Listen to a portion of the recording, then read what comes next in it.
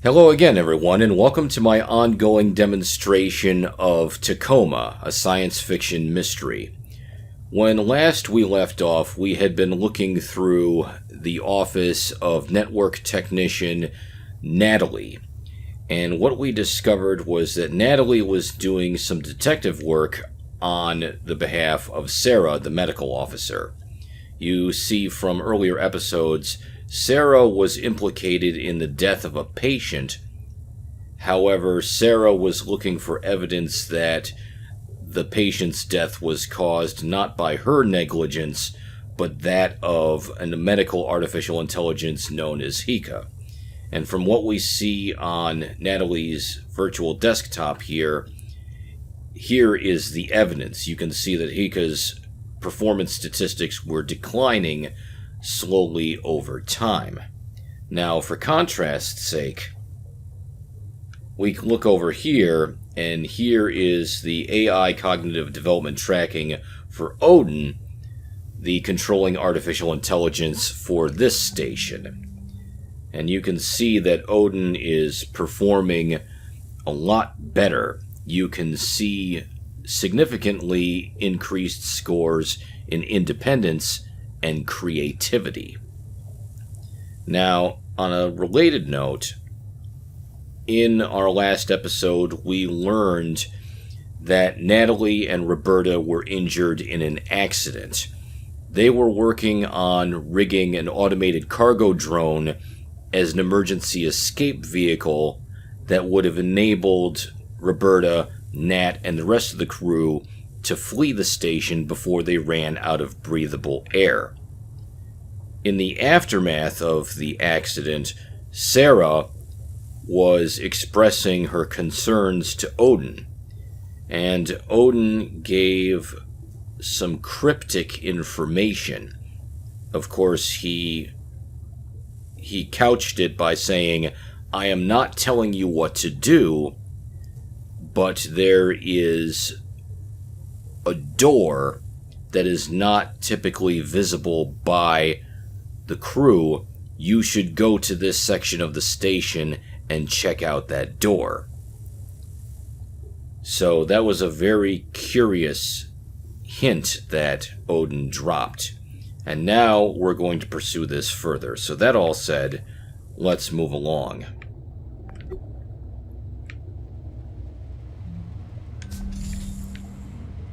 So over here we see what looks like an open door. And we also have an AR crew record. Before we play it back, let's see what we have here. We have a sign that says "Stop, no entry." And there is text on this door that says, "Tenured Venturi's corporate employees only beyond this point. Contractors face severe penalties for trespassing." So it's obvious that contractors should not go through this door. But yet, Odin was telling Sarah, "Hey, there's a door you didn't know about. You should go to where this door is." Hint, hint, nudge, nudge. That all said, let's play back this recording. And now we have the message, "I am here." Odin, is this it? That is the location I mentioned. You're there? You're gonna need a crowbar or something. No, it's open. It's just hanging open. What? I must inform you that Ventura's regulations forbid contracting crew members direct access to AI hardware. But I cannot prevent you from proceeding. Nat, I'm going in. Okay, just be careful. That's interesting. So Odin's continuing to drop hints here. And it's implied that the door was open when Sarah got there. So it's possible that Odin expressed some independent action and opened the door. Now, here's something. Mission parameters, permission override, access granted, subcontractor Amy Ferrier, please proceed. Okay. So apparently we're supposed to be here. And looks like we've got more of the recording. Actually, the recording ends here with Sarah walking in. Data accessed by authorized Venturi's personnel only, which for the moment is me.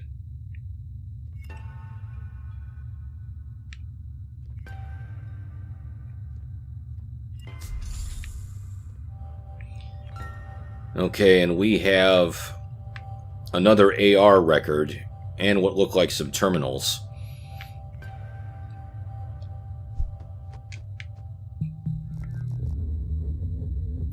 In your hands. Is this... What is all this? Communication records? I cannot prevent you from accessing exposed data in this restricted area. Mm-hmm. Yes. Yeah, he's recording. It is with great sadness that I address you today, February 29th, 2088. Mere hours ago, 6 loyal men and women, the crew of Lunar Transfer Station TACOMA, lost their lives serving Venturis, and all of us who rely on the orbital economy. Tragically, due to human error on the part of the crew, Venturis rescue technicians were not made aware of the catastrophic oxygen loss until it was too late. Our heartfelt thoughts and prayers are with their families. If only tragedies like this were avoidable. But in truth, they are. As we know, each minute that human workers spend stationed isolated in orbit is another opportunity for heroes like the crew of TACOMA to lose their lives. We at Venturis say no more. The partisan obstructionism that led to the failure of the Orbital Workers' Safety Bill has claimed its last victim. Today, we hereby renew our solemn pledge to fight for the legalization of fully automated orbital facilities. We encourage, we humbly beg everyone listening to this message to contact their OSEP representative and voice their support in honor of the crew of TACOMA. There never need be another tragedy like this one. And now, a moment of silence in their memory. Okay, and then we just cut it there, silent for a minute, and then what, Amazing Grace? No, I don't need another take. That was fine. Now, wait just a minute. It says here, raw recording TACOMA disaster statement not to be released before 2/29/2088. That suggests that this was recorded ahead of time, and the avatar suggests that that was Sergio Venturis, the CEO of the company. Now, what's going on here? What do we have on these terminals? Review data. TACOMA rescue craft launch scheduled T-01 hours 26 minutes. TACOMA rescue craft launch cancelled. Relaunch scheduled for relaunch unscheduled. And then a message from Odin. The rescue craft departure has been intentionally cancelled? Yes. Without a rescue craft, the crew will expire from lack of oxygen or cryosleep overexposure within 12 hours. From off station, unfortunately, circumstances outside your concern make this unavoidable. AI may not reopen comms to contact orbital craft or facilities. AI may not provide crew with confidential information. These are direct orders. Do not contact us about this issue again. So, Odin was communicating with an off-station AI handler. But yet the crew was told that comms were trashed by orbital debris. So what's all this? Let's keep reading. AI Secure Communications Record. Internal report for Tier 1 executive eyes only. Venturi's Belt Legalization Strategy, prepared especially for Sergio Venturi by Venturi's corporate strategic AI, Juno. Following the failure of the Venturi's-backed Orbital Worker Safety Bill in OSEP Congress, there is no significant probability of the Human Oversight Accord being repealed. Without a repeal, Venturi's Belt facilities cannot begin operation. To this end, I have simulated a number of theoretical world events and estimated their impact on successive OSEP Congress votes. Simulated world events included a precipitous decline of the orbital market, an extended strike by orbital workers' union members, the assassination of OSEP members opposed to the HOA, and more. None of these definitively motivated a repeal of the HOA in simulations. However, in the event that all crew of a major orbital facility were tragically lost due to accident not caused by negligence, I calculate a 94% likelihood of the Accord being repealed within 3 months following this incident. This would allow Venturi's Belt facilities to begin operation immediately. Following this, I estimate a reversal of Venturi's stock decline, resulting in a record stock price within 1 year of the Venturi's Belt beginning operation. Let me know if you have any questions.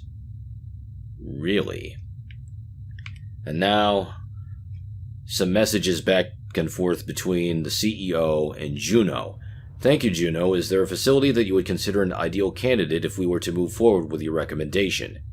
Juno replies, based on low public profile of crew on board and projected financial impact of their loss, the best option currently in the Venturi's fleet would be Lunar Transfer Station Tacoma.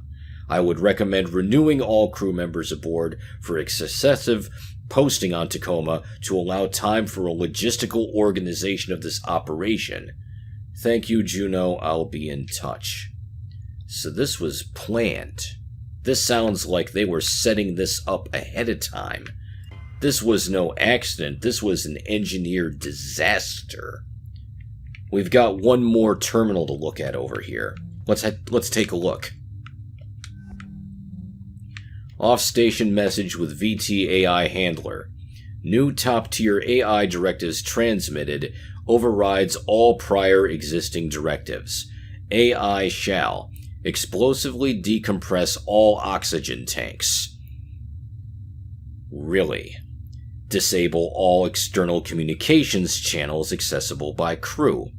Fabricate data showing that oxygen and comms outage were caused by meteor impacts. Remember what I said in an earlier episode about how it was curious that only the oxygen tanks were damaged and nothing else around them? Ensure crew enters cryogenic stasis ASAP as per standard operating procedure. AI shall not contravene any aspect of the above directives or provide crew with any information contradicting the above scenario. These are your orders effective immediately. Juno asks, will this not endanger the lives of Tacoma's crew? The handler says no, a rescue craft will be dispatched to retrieve them once they're in cryo. Proceed with the above directives without exception. We will be monitoring your actions via secure comms connection directly to Odin Unit Cognitive Center. So they say over here that they will dispatch a rescue craft. But then over here, they're talking about the launch being canceled and then completely unscheduled. So this was an inside job. They set this up in order to win support for the repeal of the Human Oversight Accord so that they could build their fully automated orbital bungalows. Isn't that lovely? So, this is some powerful evidence here. But we've got some more exploring to do, so let's keep on walking. If someone were to override that protocol, external communications channels would be restored. Odin, thank you. Hailing any ship within radio range of Lunar Transfer Station Tacoma. This is an SOS. Is anybody out there? Wow. So it looks like Odin provided just enough sprinkled the hints in just the right places, managed to open the door to give Sarah access to this terminal where apparently she put out a call for help. Let's see what we have here. And here it is. Communications locked down, manually overridden, external communications restored, SOS relay enabled, communications signal established, resolving. So there we have it. So Odin was able to use his heightened creativity and independent thought capabilities and used it to enable Sarah to call for help. Now at this point, we know that she called for help, but the bigger question is, did she succeed? Did a rescue arrive in time? So I'm going to save the ending for our next and final episode. So thanks again for watching, and I'll see you next time as we wrap up Tacoma.